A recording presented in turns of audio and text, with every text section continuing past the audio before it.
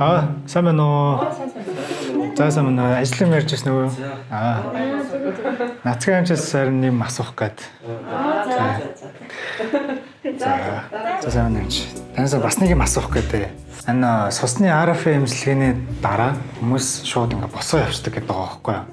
Тэгээд ер нь энэ тал дээр бас ер нь хэдэн хоног болж иж эсвэл хэр хурдан хугацаанд ер нь эмчилгээ хийдэг гэдэг талаар бас мэдээлэл. За ер нь бол угсаа мис заслын эмчилгээ учраас одоо тухайн хүний өвчтний одоо судасны хүндрэлээс их хамаарна. За тэгээд зарим тохиолдолд маш олон жил явцсан 30-40 жил явцсан тий. Тэгээд тэр чинээрээ судас нь маш их хүнд болсон байдаг учраас ер нь бол хагалгааны дараа ч гэсэн түүхтэй байх нь байдаг.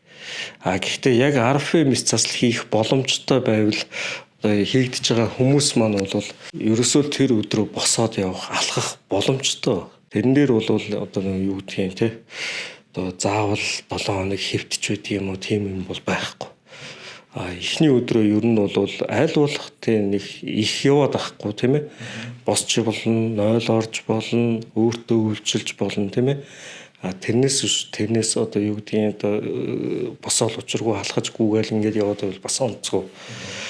Тэгээ яг 1-2 хоног бол эдгэлтийн хугацаа учраас хөлний одоо судасны далд дамсан өмсөд ингээд эмчилгээтэй явна. За ер нь бол RF мис засал маань өөрөө судсан дотор хийгдэж байгаа мис засал учраас тухайн хүндээ зовир нь харьцангуй бага.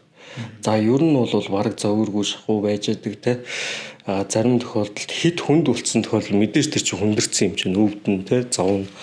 Гэхдээ яг нээлттэй мис засалтай харьцуулахад бол өвдөлтийн зэрэгээрээ бол маш бага. Ер нь бол бараг зарим хүнд бол мис засалт ороогүй юм шиг стогоо юуна л гэдэг. Мэдээлэл өгсөн баярлалаа. За ажлын амжилт хүсье. Баярлалаа.